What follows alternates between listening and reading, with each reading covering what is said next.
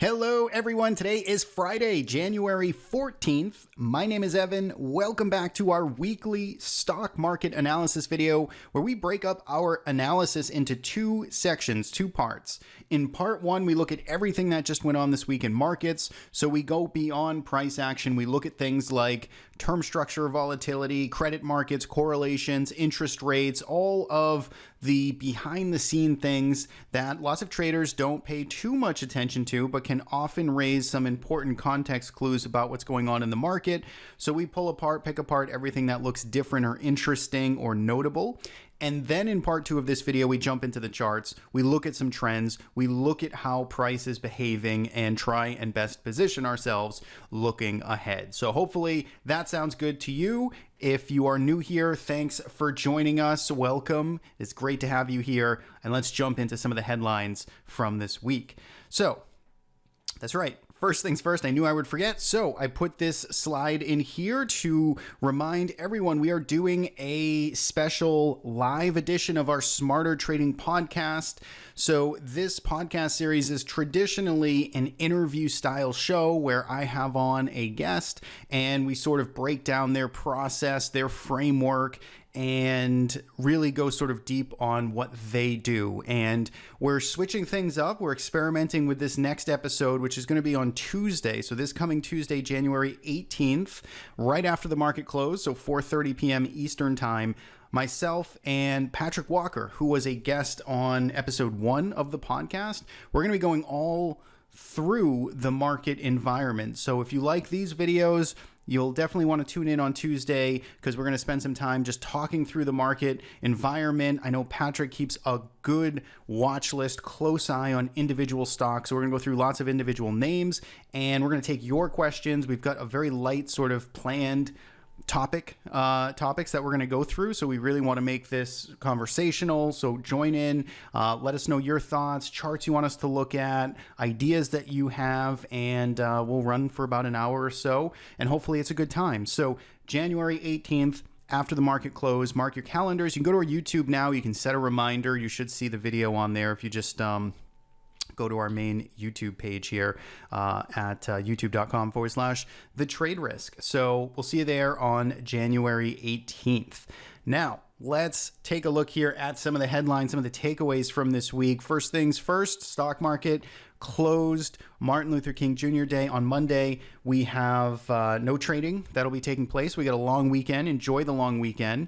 And we had banks kicking off earnings season this week. So we had today on Friday, we had JP Morgan, we had, I believe, Wells Fargo and maybe BAC start to report numbers. I think generally speaking, sentiment seemed a little bit negative on some of those initial reactions, but earnings season quickly here and approaching and going to start ramping up. We also had a mostly negative week for equities, especially on that tech growth, and kind of lots of names that I think traders look at had a pretty tough week out there for the second week in a row. So let's jump into some of those numbers here. If we take a look at the indices, it doesn't look so bad on a high level basis here, but there was some more carnage under the hood. We had the Dow Jones and the Russell 2000 down the largest here. So they were down almost 1% on the week. S&P 500 basically in between, or about half of that to the downside. Nasdaq did manage to close positive here into the end of the week. And then take a look at ACWX here. So these are world stocks minus the United States. So it's basically looking at countries outside of the United States. And for the second week in a row, we've got another positive week, pretty strongly positive week. And notice now the month, over the past month, this is the strongest performing of the equities, which is basically just to say that the U.S. is starting to underperform across, versus lots of our friends across the pond. So this is interesting, notable, and maybe gives you some actionable homework to start digging into some of those other countries if that's your cup of tea. Now, if we take a look at market internals here, you can see it's pretty bleak picture, just a very sideways meandering picture here. So we've just seen, if we look at 52-week highs minus lows, you've seen these numbers just start to really dry back up and go, kind of closer to zero, or a nice balance point here where there's not a whole lot of conviction one way or the other. Remember, Friday's numbers I always take early, so these aren't the final numbers, so these numbers might change a bit. And when you look here at the AD line, it's kind of the same thing. It's a very flat week for market internals, market breadth. Started off maybe a little bit strong, and then it weakened into the close. You can see percentage of stocks over 20 SMA is about 47%. So if we take a look here at sort of the summed up view of 52-week highs minus lows over the past 30 trading sessions, you can see that it's still pretty messy here. It's still got this glass half empty. We are below the x-axis here. We are printing to the downside. The trend is not straight down, so that is good in the sense that we're not just continuing to trend with more new lows being made, but we're certainly not in an exciting spot here either. We're again just kind of moving sideways. So for me, again, I think this chart, as messy as it looks, really sort of just sums up the market action. It's kind of messy out there, and it's just really a place where if you're not an active trader, you probably just want to do a little bit less in this type of environment, because there are lots of mixed signals. There are, 2 strong days up and then 2 strong days down, and it's tough to get consistent traction, broadly speaking. So I think market internals here kind of illustrating the messy picture that we're seeing, and it sort of echoes my thoughts as well about this market, more on the glass half empty side. If we take a look at sector performance here, again, you can see almost everything in the red, and then you just have this bright standout of energy up 5%, just totally standing by itself this week and doing its own thing. Meanwhile, communication services came in just over flat, and then the third best performer, technology XLK, was actually negative. So it goes to speak to the type of environment we're seeing. On the downside, you see real estate, consumer discretionary, utilities were the 3 biggest underperformers this week. You can also notice that on the 1 month, this middle column here, you're starting to see more sectors move negative here over the past 30 days or 21 days of trading. Basically illustrates here that that sideways kind of indecision is starting to creep in here, and sellers are starting to take those break down on some of those short-term trends. If we take a look at correlations here, a couple of things stand out. First thing is oil. So if you take a look at oil, which is USO, right where my mouse is, you can see that it's starting to flip to pretty strongly inversely correlated to what the equity markets are doing. And this is very different. So if you recall back in the last couple of weeks of 2021, we really saw just strong correlations right across the board, risk assets all sort of trading together, and you're seeing quite the decoupling and really now inverse relationship brewing there. And you're seeing, in this case, equity markets have been selling off and oil has been going straight up. And so I think that is pretty interesting. That is pretty notable. You can also see the stronger inverse correlation here on ACWX, which is the world stocks minus the United States, to what the dollar is doing, which, pretty much, kind of makes sense there too. Dollar strengthening tends to be difficult for countries outside of the United States.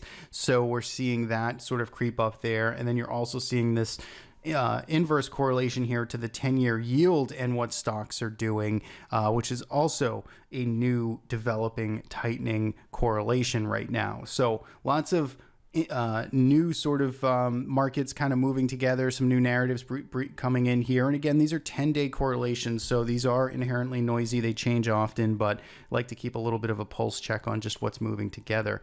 Now, if we take a look at VIX volatility term structure here, not a whole lot changed at all. We basically closed this week slightly higher than where we finished last week, and an almost identical look here in terms of what volatility looks like. So not a whole lot new to say here. A little bit of steepness on that front to 3 month, but it's kind of the environment that we've been in over the past 6 months to the better part of last year. If we take a look at interest rates and credits, you can see yields are up across the board, so putting pressure on bond prices.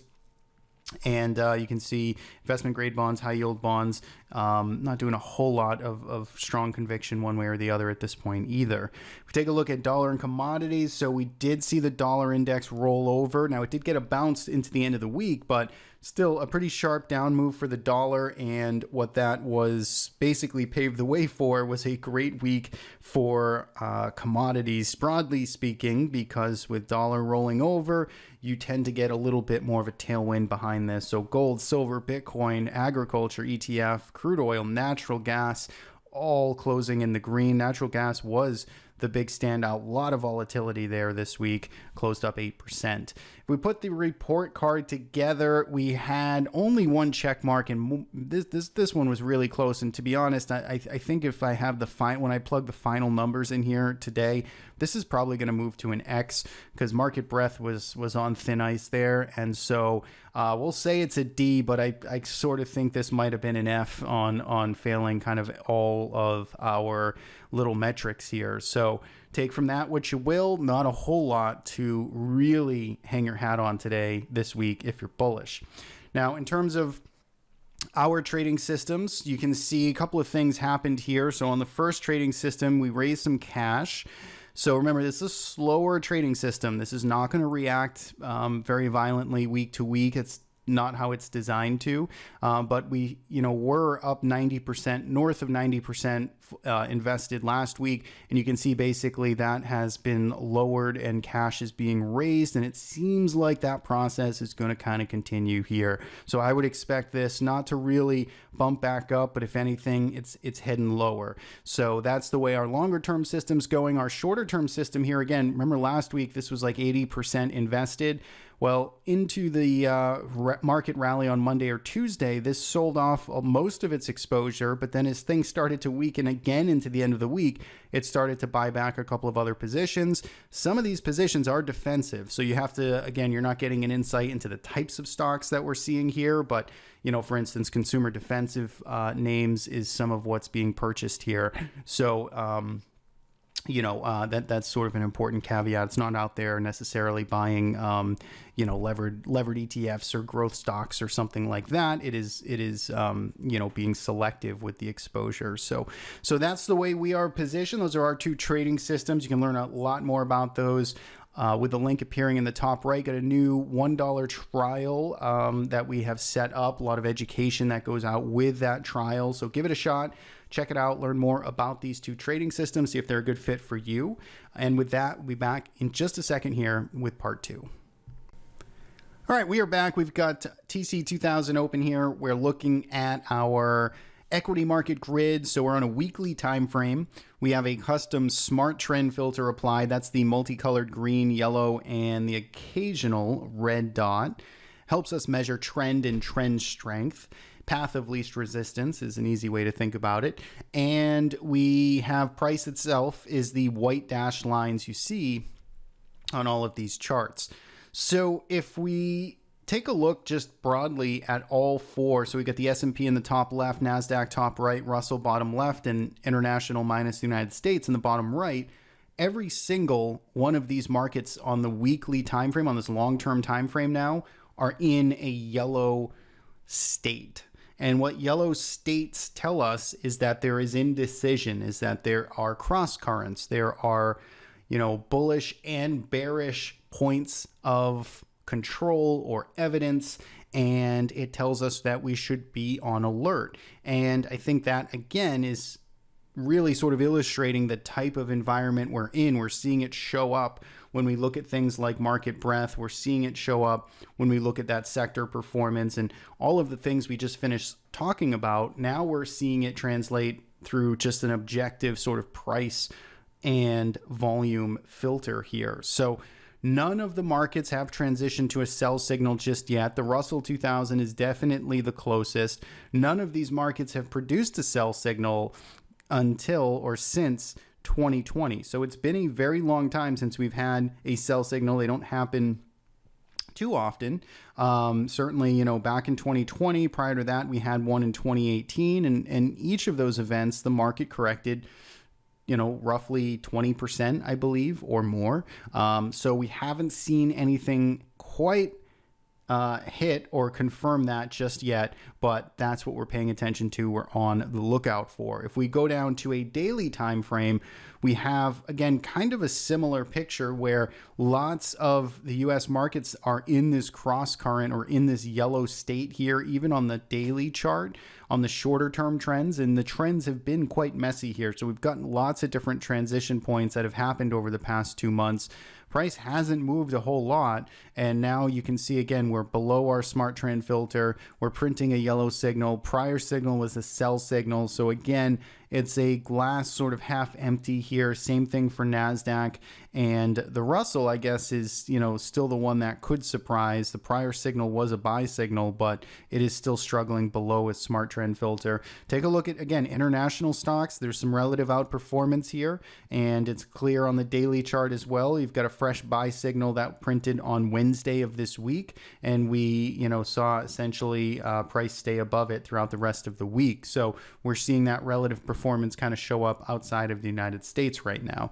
Now, if we get a little bit closer, so that's our trend analysis. If we drill down into some price action analysis and we look at some levels here on the S&P 500 cash settled market, you can see that this area up here, this was the big kind of take notice failure, however you'd like to label it. But back on the Wednesday of this year, the start of the first trading week, January 5th, this was the breakdown day where we broke down from this upper range we were sort of going into the new year with, and we fell back below this old resistance, kind of the top end of November, December trading. And that has really set the tone now for the past week or so, because we've been below this 47.40 area. You can see we tried to get above it on Wednesday of this week, and then we just kind of failed, very spectacularly on Thursday with this big sell bar coming at a perfect kind of resistance area here, right where we would expect overhead supply to kick in around 47.40 is exactly where it did. We saw this big sell bar, and then, we got a little bit of a rebound here into the weekend. So as it stands, just broadly speaking and looking at this, zooming out here, it still looks to me like we want to be a bit cautious here, or at least hands off, unless you're a tactical short-term trader that can take advantage of these short-term swings. It seems like this is a market that just wants to spend some time chopping around, confusing a lot of people, and really sort of just churning here sideways until there's more clarity. Maybe clarity from earnings season that we're about to go through. Maybe clarity from the Fed, and will they actually get through all of their rate hikes? And what is the bond market doing, right? There's lots of things and narratives and interesting sort of movement happening. And I think that the equity markets here is just telling us that it wants to kind of figure it out. And so for me, I'm keeping things pretty simple here the way I look at this. I mean, you go to a weekly chart and you can start to get this picture a little bit cleaner. But, when you look here at this picture, this right up here, this 47.40 or so, that seems to be the area where we need to start getting back above that if we want to resume this uptrend, if we want to keep the bullish trend intact or move into the upside. That's what we need to really take out and start closing above and stay above. And so as long as we're not doing that, and we're seeing lots of selling pressure in a wide range of sectors, then this is really sort of an environment to be focusing on risk management, being fairly prudent here, and letting the market sort of prove itself out to you. So that's really the read. I don't think we have to get too much more complicated than that. Otherwise, all of the other things we talked about sort of in part one are other things we want to see. We want to see breadth start to improve, and volatility continue to stay into the teens and get lower.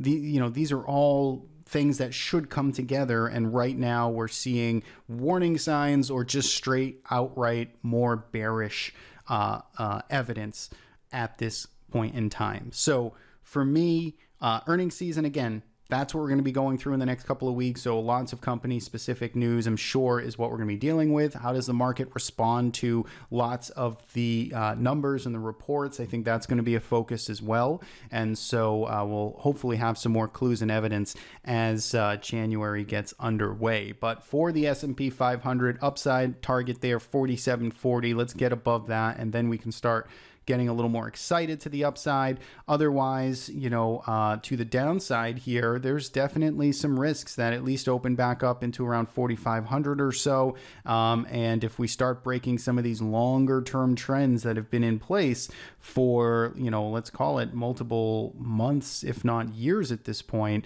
you can see we're kind of teetering on some of these. And again, I just sort of very nonchalantly drew that. You can look at slopes that are a little more exact.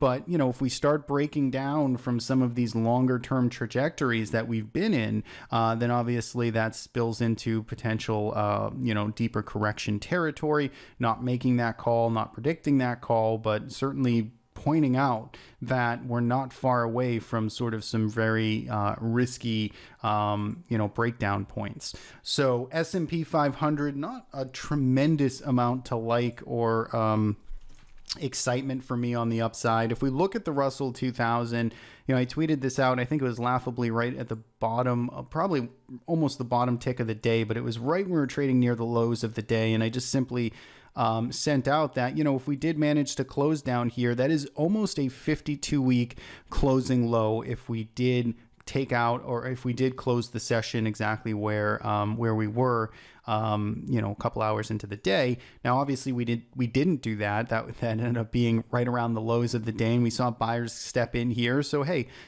constructive in terms of a intraday perspective here that we managed to close strong on the session. But we're really teetering here on much bigger levels and support that have been holding for, like I say, over a year. And if we start to, cascade through here, then risk opens up really fast to the downside. So I think this is a spot where, again, if you're active and you can, be tactical and you can be quick to manage risk, there's definitely opportunity on both the long and short side right now.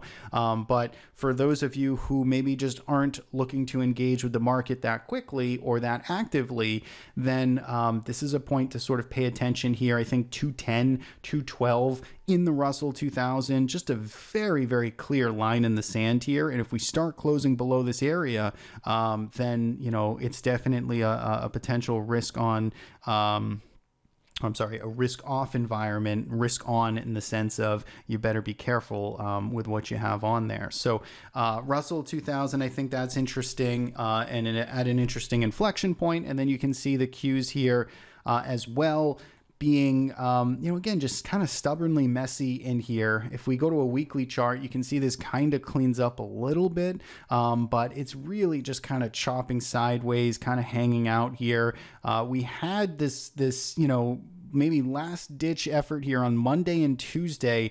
We had this nice look where we could have potentially, washed out on these 2 days. The way we sort of undercut support, we fell below 382. We put in this high volume reversal day. Then we saw our follow through day to the upside. There was something at least to kind of hang our hat on a little bit, but Thursday really spoiled the party, the way we kind of rolled right back over violently and just as aggressively as we bounced. And that negated just a lot of the action, and that keeps us in this same kind of two-way trading, glass half empty environment. So for the Qs, as a short-term goal over 383, right over the September peak here.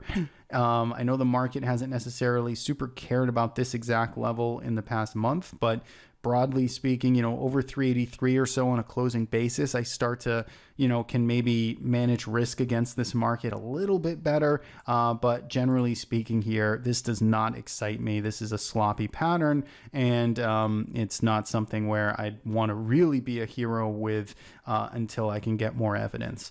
So that's the roundup there on price action in terms of the major markets. Not in love with anything I'm seeing. We did see the VIX, kind of stay down here in the teens, which was nice, but but you know, it looks like it kind of wants to jump here over 20 maybe. Obviously, earnings season again is going to just be interesting and might keep things subdued as the market waits for some of those bigger companies to announce. But VIX up around 19. The interesting thing here is, you know, of course, there's nowhere to hide right now because the bond market is also kind of taking it on the chin right now. So you're looking at things like the 10-year bond market here, the 10-year Treasury fund.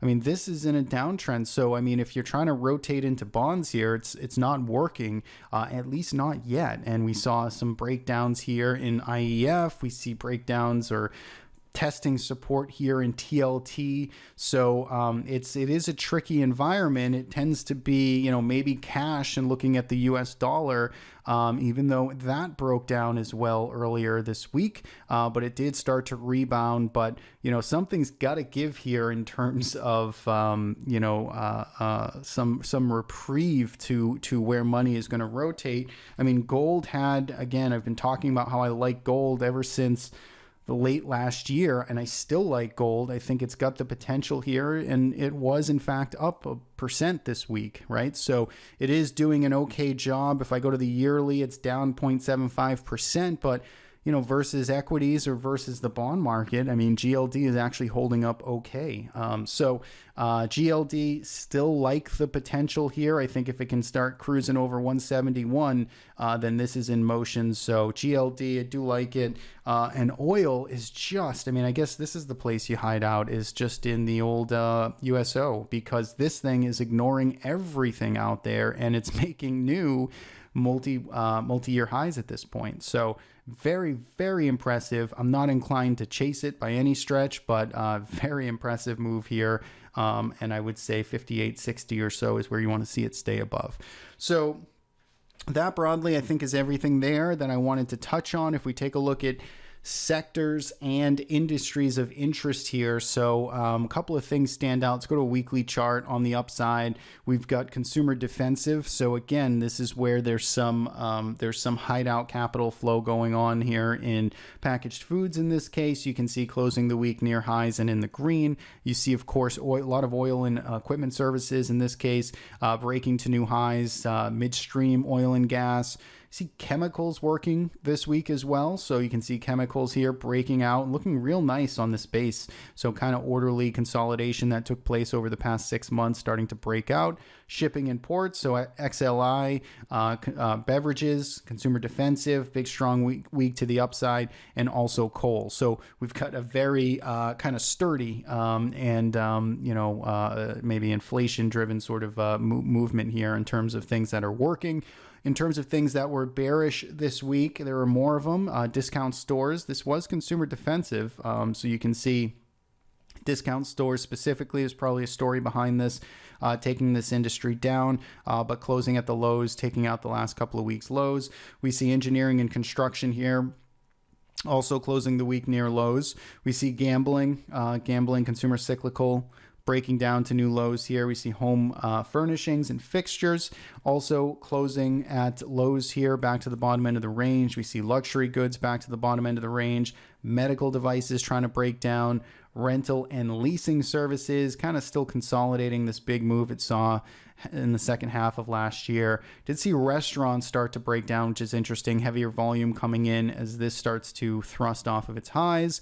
Staffing and outsourcing services. We see utilities, power producers, and regulated water. So that is it. That is the roundup for this week. Lots going on there. Don't sleep on your risk management right now. There's lots of, lots of warning signs out there. So I think if we do see an accelerated sell-off, hopefully we're all at least aware of that possibility, that it could happen. Hopefully it doesn't happen, right? Hopefully I'm wrong. And we can just say that, we were prepared for it. It didn't happen and markets resume higher. That'd be great. But, let's pay attention to what we got out there in terms of risk signals.